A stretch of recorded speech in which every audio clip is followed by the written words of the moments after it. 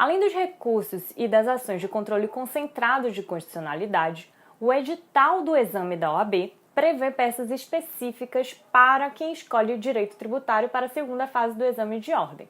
Nesse vídeo, a gente vai deixar aqui dicas específicas sobre o cabimento de algumas peças específicas do direito tributário para a segunda fase do exame de ordem.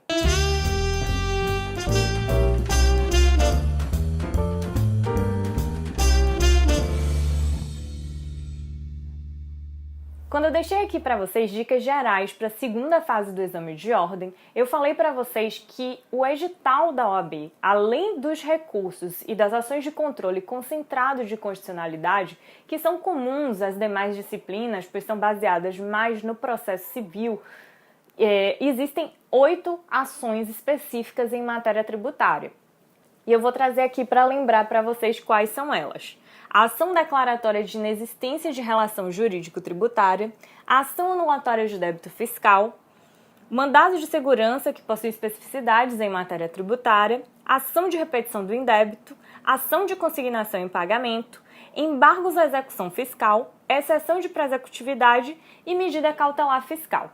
A gente vai gravar aqui 2 vídeos sobre o cabimento breve de cada uma delas. A gente não vai falar tudo sobre cada uma delas, mas como a gente está na reta final já para esse próximo exame, para essa próxima segunda fase, eu vou gravar aqui para vocês o cabimento em linhas gerais para auxiliar a identificação da peça na hora da prova.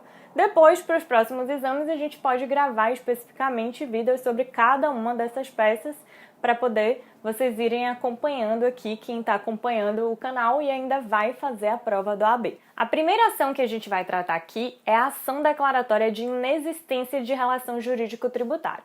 Essa ação tem cabimento toda vez que há uma incerteza ou uma controvérsia acerca da própria existência da relação jurídico-tributária. Ela é uma ação preventiva, na verdade, porque você não está discutindo um débito específico, você está discutindo a própria relação. E essa declaração de inexistência, ela previne que a constituição de créditos futuros.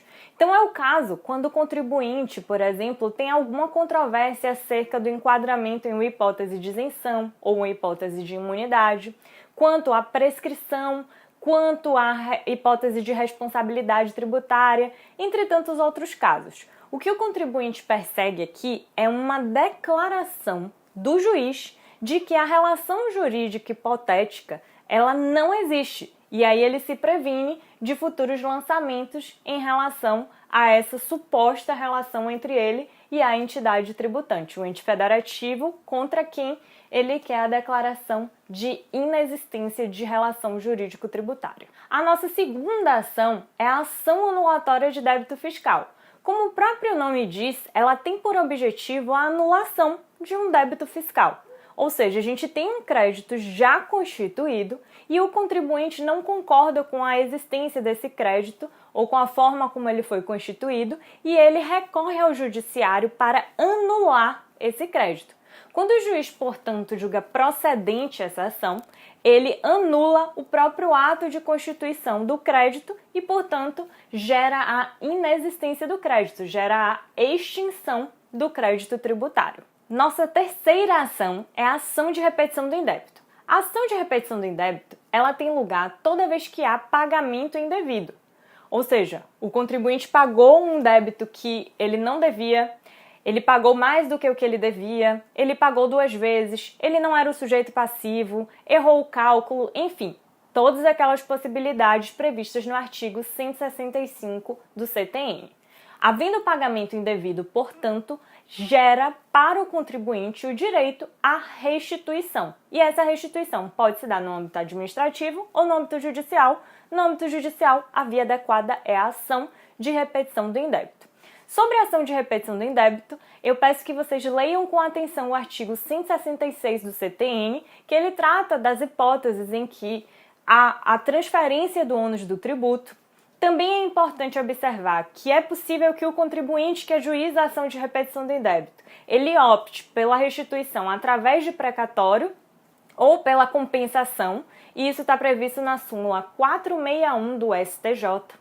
É importante também observar que no caso em que o contribuinte opta pela compensação, a via adequada não é apenas a ação de repetição do indébito. Ele pode também optar pelo mandado de segurança. A súmula 213 do STJ prevê a possibilidade de que o mandado de segurança declare, no âmbito do mandado de segurança, o juiz declare o direito à compensação. Isso pode gerar alguma confusão para vocês na hora da prova do OAB, porque como é que você vai saber se a ação adequada é a repetição do indébito ou é o mandado de segurança, no qual você vai pedir a declaração do direito de compensação? A gente vai falar sobre o mandado de segurança em matéria tributária ainda, mas apenas para não deixar a dica passar, existe uma forma de identificar qual dessas seria mais adequada. Por exemplo, se a questão indica que há prova pré-constituída do pagamento indevido, por exemplo, não há dilação probatória, então a ação mais adequada seria o mandado de segurança, porque no mandado de segurança não há dilação probatória, não há produção de provas no âmbito do processo. Mas se a questão indica que há necessidade de produção de provas no âmbito do processo, a ação mais adequada vai ser a ação de repetição do indébito. A nossa quarta ação é a ação de consignação em pagamento. A ação de consignação em pagamento ela só tem cabimento quando o contribuinte pretende pagar o crédito tributário. Se ele quer discutir, a ação adequada não é a ação de consignação em pagamento. A ação de consignação em pagamento somente pode versar sobre o crédito que o contribuinte, que o consignante se propõe a pagar. E isso está expresso no parágrafo 1º do artigo 164 do CTN. Tanto é que, se a ação for julgada improcedente por insuficiência de valor, ou seja, o consignante consignou um valor menor do que o devido, ela se converte em cobrança a favor do ente tributante. Ou seja, se o consignante consigna um valor menor do que o devido e a Fazenda Pública contesta nesse sentido, o juiz julga a ação improcedente e converte ela em ação de cobrança. Inclusive, o crédito será acrescido de juros e das penalidades cabíveis. Então, a ação de consignação em pagamento ela só tem cabimento em relação ao que o contribuinte pretende realmente pagar. Ela está regulamentada no artigo 164 do CTN, que traz lá as hipóteses de consignação. Por exemplo, quando o contribuinte quer pagar e há uma recusa ao recebimento do pagamento, ou a subordinação do pagamento ao pagamento de outro tributo, ou de uma penalidade, ou de uma exigência administrativa que não tem nenhum fundamento legal, ou até quando há exigência do crédito tributário por mais de uma pessoa jurídica de direito público a respeito de um mesmo fato gerador.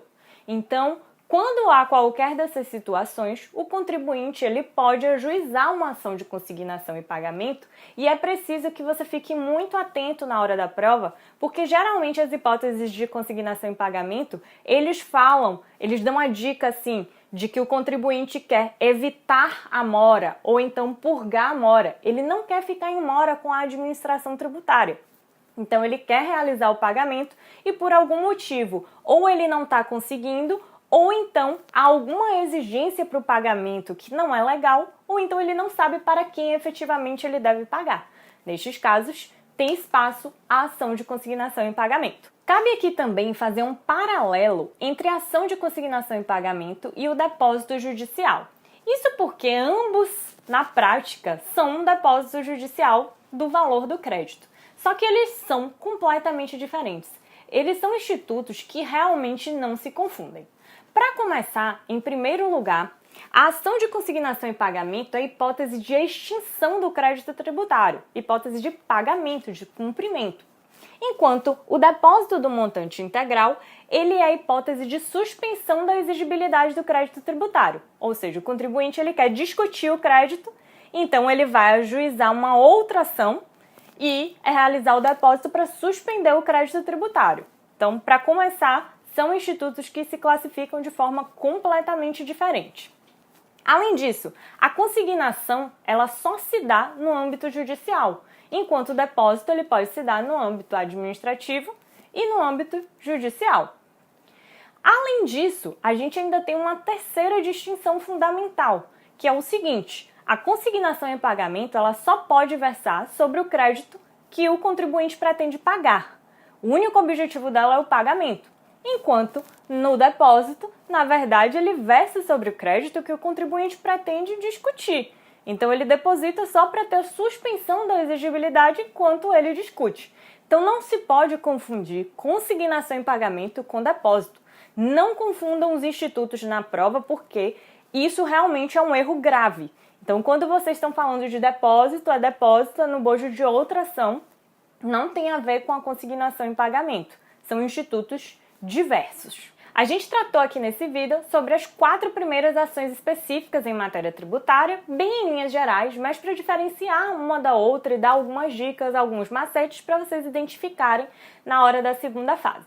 Logo a gente vai disponibilizar o vídeo sobre as outras 4 que a gente falou aqui, que são específicas da matéria tributária, para poder concluir aí essas dicas gerais, esses macetes para vocês. Espero que sejam dicas úteis, espero que vocês estejam aproveitando. Não deixem de acompanhar aqui nossos próximos vídeos. Bons estudos e até a próxima!